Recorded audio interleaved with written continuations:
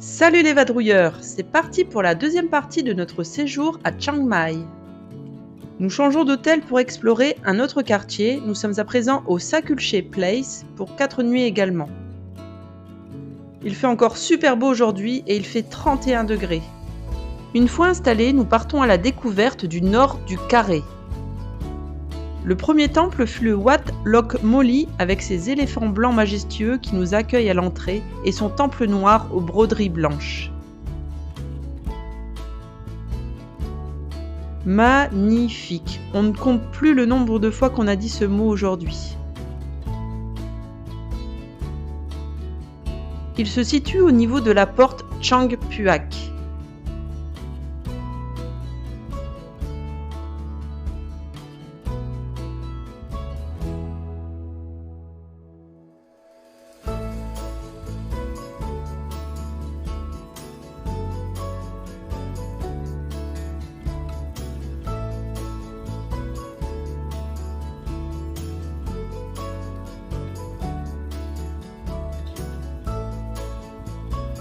Il possède un stupa en briques centrales avec de très élégants animaux appelés aussi nagas.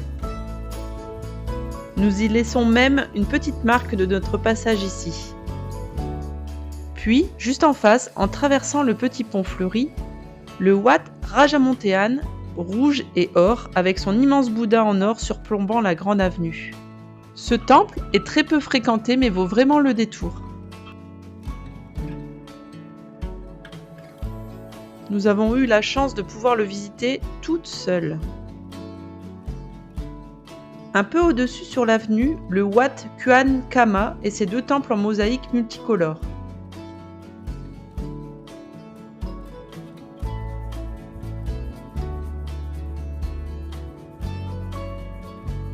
L'intérieur du plus grand temple est recouverte de fresques murales magnifiques. Encore un peu plus loin, le Wat Mo Kam Tuang et son énorme chédid doré.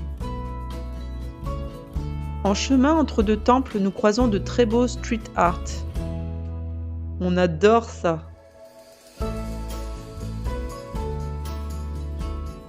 Un petit tour au temple à la dominante bleue, le Wat Dab Pai.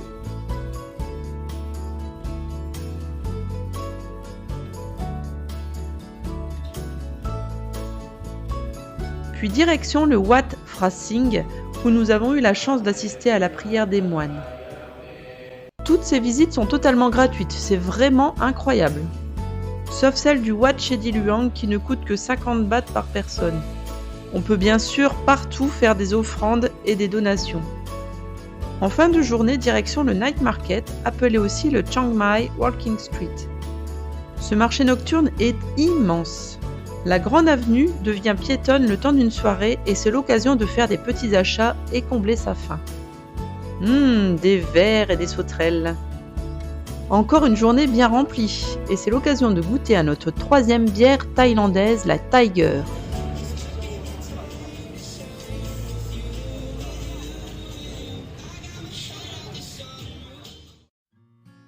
Aujourd'hui, c'est journée posée à l'hôtel. Grasse mat, petit-déj, lessive, boulot au bord de la piscine, lecture et surtout une grosse pizza le midi avant de se remettre au sport l'après-midi et de se donner bonne conscience.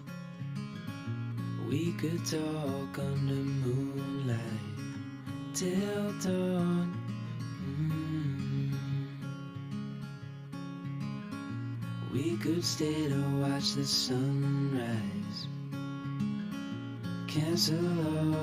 Le soir, direction le Maya Square avec plein de boutiques.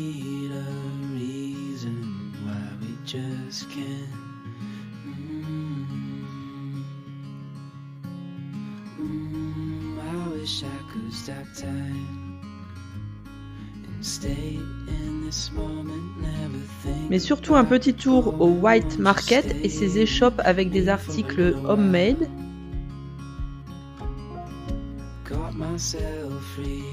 Puis au Craft Market, tout rose, super girly. On a beaucoup aimé.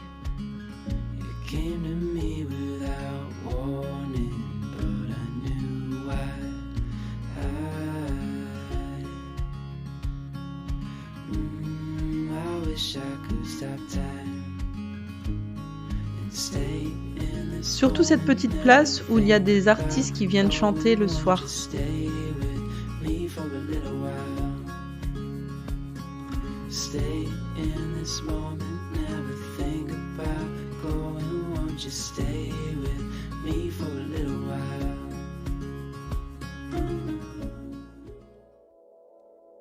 Lever 4h30 ce matin, ça pique un peu mais ça vaut vraiment le coup. Un mini café avalé et nous voilà à bord d'un taxi Grab, direction le Wat Frata Doi-Suthep et ses 306 marches à gravir. Si on le souhaite, on peut également prendre un ascenseur payant. C'est l'un des temples les plus visités de la province, connu pour sa légende de Bouddha et de l'éléphant blanc. Le prix d'entrée est de 30 bahts par personne. Arrivés tout en haut, nous étions seuls face à l'accès du temple. C'était splendide. Le noir du ciel tranchait avec la couleur or des Bouddhas. Le majestueux chédi central découpait le ciel de sa flèche trônant au sommet. C'était très reposant, relaxant. On a vraiment adoré ce moment passé toutes les deux là-bas.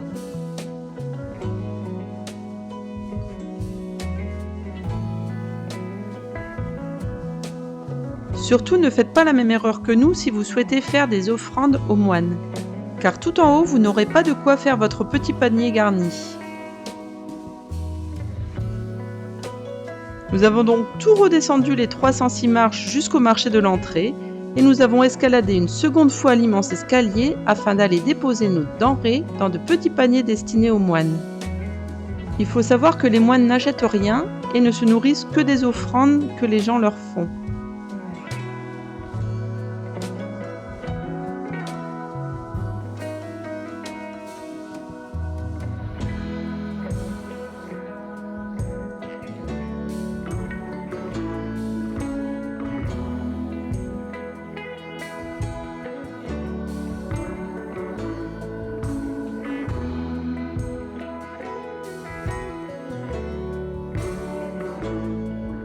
Le lever du soleil nous a offert une vue panoramique sur Chiang Mai et ses environs.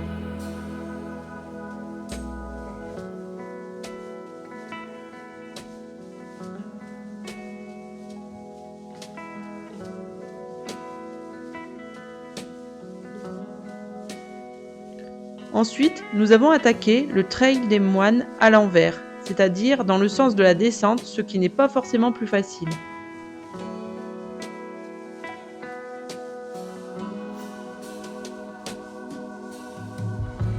C'est plutôt raidasse, surtout sur la fin, dans le sens de la montée. Vaut mieux être équipé de bonnes chaussures parce que ça glisse pas mal. En partant du Doi-Suthep, ça fait environ 5 km et ça vous fait passer dans la forêt et par le Wat Pha Lat.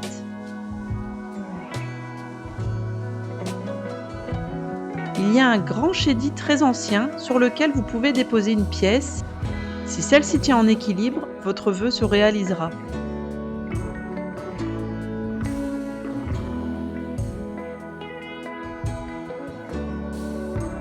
Nous profitons de la sérénité des lieux avant de revenir à l'hôtel et déguster un excellent tikka masala au Asha Indian Restaurant. On en a encore l'eau à la bouche. Et demain, direction Lampang!